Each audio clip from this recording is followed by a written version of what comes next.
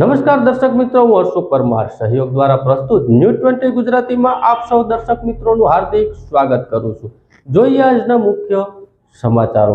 જૂનાગઢ મહાનગરપાલિકાના 1 થી 15 વોર્ડમાં આવેલી civil hospital, PHC centre, CHC centre, ખાનગી હોસ્પિટલો તેમજ આંગણવાડીઓની સફાઈ કરવામાં આવી।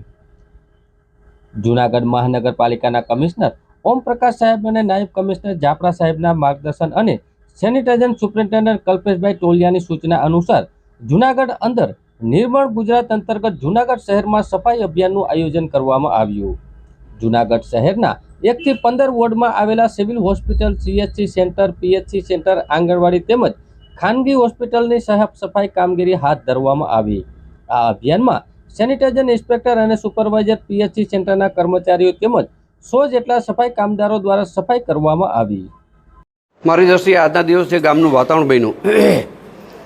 દલિત સમાજના આગેવાનોએ જે રીતે જૂનાગઢથી રેલીનું આગમન ગોંડલ સુધી કર્યું, હું તો ખાસ કરીને ગોંડલ શહેર અને ગોંડલની તાલુકાની જનતાનો હૃદયપૂર્વક આભાર માનું છું કે અમે કોઈ જાતનું એલાન આપેલું નથી।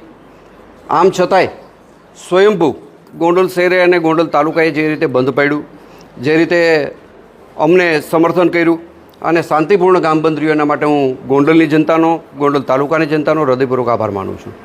વિશેષ આભાર હું દલિત સમાજનો માનું છું કે અહીંના તમામ દલિત સમાજના આગેવાનો સતત મારા સંપર્કમાં હતા। દલિત સમાજના આગેવાનોએ મને ખુલ્લું સમર્થન કર્યું। દલિત સમાજના મને જાણવા મળ્યું, દલિત સમાજના આગેવાનો આજની રેલીમાં જોડાયા પણ નથી, એમનો પણ હું વિશેષ આભાર માનું છું। અને ખાસ કરીને ફરીથી મારી જનતાનો, ગોંડલ અને શહેરની જનતાનો હૃદયપૂર્વક આભાર માનું છું।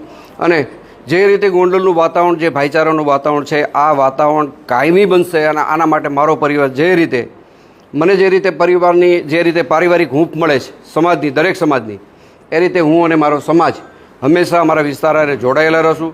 અને ફરીથી હું બધાનો હૃદયપૂર્વક આભાર માનું છું।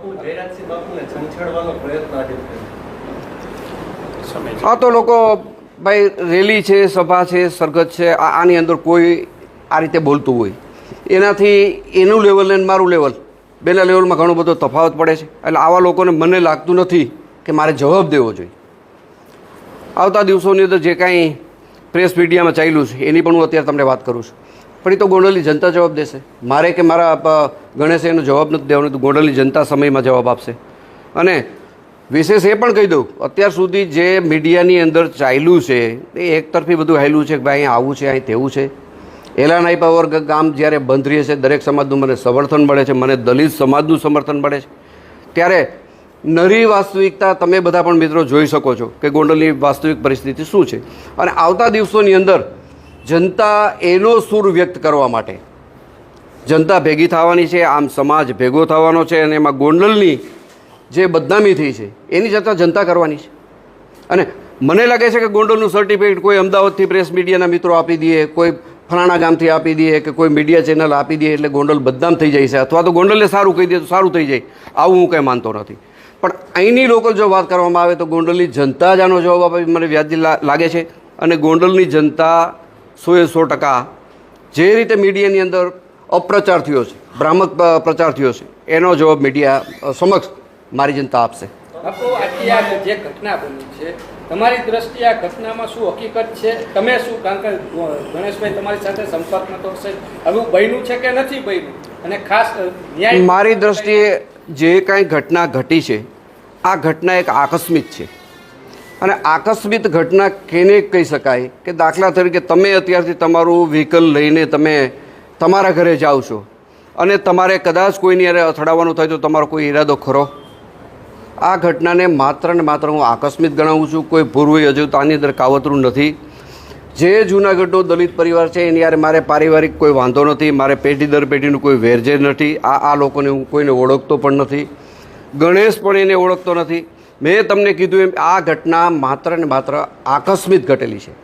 બાપુ, આજે જાહેર મંચ પરથી આપના નામજોગ, આપના પરિવારના નામજોગ એક ચેલેન્જ ફેંકવામાં આવે છે કે અમને ભારતીય જનતા પાર્ટી સાથે વાંધો નથી, કોઈ સમાજ સાથે વાંધો નથી, પરંતુ જયરાજસિંહ બાપુ અને પરિવાર સાથે અમને વાંધો છે।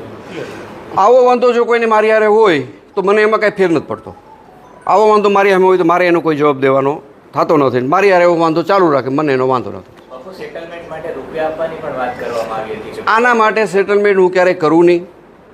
સેટલમેન્ટ માટે મેં કોઈ રૂપિયાની ઓફર કરેલી નથી। અને આ વસ્તુને મારી દ્રષ્ટિએ આકસ્મિક સિવાય હું આ વસ્તુને કાંઈ વેરઝીરની ભાવનાથી જોતો નથી. આપું ન્યાયતંત્રને લઈને આપું. ન્યાયતંત્ર ઉપર મને સંપૂર્ણ ભરોસો છે કે ન્યાયતંત્ર જે કાંઈ નિર્ણય કરશે એના ઉપર મને સંપૂર્ણ ભરોસો છે. જૂનાગઢના જિલ્લા કલેક્ટર અને જિલ્લા મેજિસ્ટર અનિલ કુમાર રાણાવસીને બાતમી મળી કે કેટલાક ઇસમો જિલ્લામાં વ્યાજબી ભાવની દુકાને મળતું અનાજ વિતરણ થયા બાદ ઘરે ઘરે જઈને એકત્રિત કરી તેનો ગેરકાયદેસર વ્યાપાર કરે છે. આવા વધુમાં વધુ કેસો શોધી સમગ્ર સિસ્ટમ તોડી પાડવાની સૂચના કરવામાં આવી છે. ત્યારે અધિક કલેક્ટર NF ચૌધરીના માર્ગદર્શન હેઠળ પ્રાંત અધિકારી જૂનાગઢના ચરણસિંહ ગોહિલના નેતૃત્વ હેઠળ ગ્રામ્ય મામલતદાર શ્રી લલિત ડાભી અને તેમની ટીમ દ્વારા બિલખા ખાતે મોટા પ્રમાણમાં દરોડા પાડવામાં આવ્યા. અગાઉ આ ક્ષેત્રે કાર્યવાહી કરવામાં આવી હતી ત્યારે છકડો રિક્ષા પકડી જેના આધારે પાદરિયામાં 2 મોટા ગોડાઉન પકડી પાડવામાં આવ્યા હતા અને 5.37 લાખનું ગેરકાયદેસર સંગ્રહ કરેલું સરકારી અનાજનો જથ્થો સીલ કરવામાં આવ્યો હતો. રેશન કાર્ડ ધારકોને રેશન કાર્ડની માહિતી મેળવી તેમના રેશન કાર્ડ રદ કરવાની કાર્યવાહી ચાલુ છે. આ તપાસમાં પકડાયેલા ફેરિયાઓને ઊંડી તપાસના અંતે સમગ્ર ધંધાનું કેન્દ્રબિંદુ બિલખા હોવા અંગેની માહિતી મળી હતી. બાતમીદારોની સાથે રાખીને મોડી સાંજે પ્રાંત અધિકારી જૂનાગઢના નેતૃત્વ હેઠળ પ્રાંત કચેરી, ગ્રામ્ય મામલતદાર તથા શહેર મામલતદાર કચેરીના સ્ટાફની ટીમો બનાવી બિલખા ખાતે સ્થાનિક પોલીસને સાથે રાખી વ્યાપક દરોડા પાડવામાં આવ્યા હતા. જૂનાગઢના રામદેવપરા ખાતે રાત્રિના સમયે ખૂનના આરોપીઓને હથિયાર સાથે ગણતરીની કલાકોમાં પકડી પાડતી A ડિવિઝન પોલીસ. રામદેવપરા ખાતે થયેલા ખૂનના આરોપીઓને પકડી પાડવા સૂચનાઓ કરવામાં આવી હતી. ત્યારે ASI સરતાજ સાંગ તથા પોલીસ કોન્સ્ટેબલ રામભાઈ ચાવડા તથા સાજિદ ખાન બેલીમે સંયુક્ત ખાનગી રાહે હકીકત મળી હતી. કલાકોમાં ગુનો કરનાર આચરનાર ગુનાનો ઉપયોગ કરેલા હથિયાર સાથે પકડી પાડવામાં આવ્યો હતો. આ કામની આગળની તમામ જૂનાગઢ A ડિવિઝન પોલીસ સ્ટેશનના પોલીસ ઇન્સ્પેક્ટર વિજય સાવજે ચાર્જ સંભાળ્યા બાદ પકડાયેલા આરોપીનું નામ દેવ ઉર્ફે લેન્ડી કલ્યાણજી રામચંદ્રભાઈ ચૌહાણ, જૂનાગઢ દોલતપરા હુસેની ચોક. આરોપી પાસેથી કબજે કરેલા મુન્ના બુંદાબાલ તેમજ ખૂન કરવા ઉપયોગ કરેલા સરીનંગ એક સાથે પકડી પાડવામાં આવ્યો હતો. જૂનાગઢની અંદર ખાલી કોઈ બિલ્ડિંગની અંદર ફાયર સેફટી ના હોય તો દંડ આપવા માટે પહોંચી જાય છે મહાનગરપાલિકા. વરસાદની દુકાનમાં ખાલી તેલમાં કચરો હોય તો દંડ આપવા માટે પહોંચી જાય છે મહાનગરપાલિકા. આ કામગીરી નથી થતી એને કેમ કાંઈ નથી કહેતા મહાનગરપાલિકા? કેમ નથી કહેતા? એટલા વર્ષ થયા ખાલી 65 કરોડ રૂપિયાનો ખાલી ખાડો થયો છે.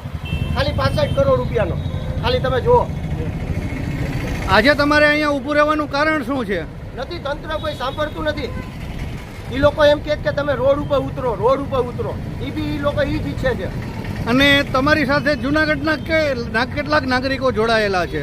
અત્યારે તો હું એક છું, જેમ જાગૃત થશે એમ પાછળ જોડાતા જશે. હું તો બધાને અપીલ કરું છું, આ મારા માટે નથી તળાવ, તળાવ જૂનાગઢ માટે છે. મિત્રો, જૂનાગઢમાં શહેરની મધ્યમાં આવેલ નરસિંહ મહેતા સરોવર કે જે આપણને બધાને ખબર છે કે કુદરતી રીતે ભૂગર્ભ જળ રિચાર્જ કરવા માટેનું એક કુદરતી સ્ત્રોત છે, એને અત્યારે બ્યુટિફિકેશનના નામે કેટલા સમયથી આ સિમેન્ટ કોન્ક્રીટનું જંગલ બનાવવામાં આવી રહ્યું છે તે આખી જૂનાગઢની જનતા જાણે છે. આજે 2 વર્ષ થયા છતાં પણ આ તળાવનું કામ પૂરું થવાનું નામ નથી લેતું. ત્યારે જૂનાગઢના જ એક નાગરિક લોકેશભાઈ પોપટાણી આજે જમીન ઉપર ઉતર્યા છે, જાહેરમાં બેનર લઈ અને લોકોને જગાડે છે. જૂનાગઢની જનતા જાગશે કે કેમ, નિંભર તંત્રના કાને આમની વ્યાત સંભળાશે કે કેમ, પરંતુ આપણી એક જૂનાગઢવાસી તરીકે આપણી સૌની ફરજ છે કે આપણે જૂનાગઢના પ્રશ્ન માટે આમની સાથે ઊભા રહીએ.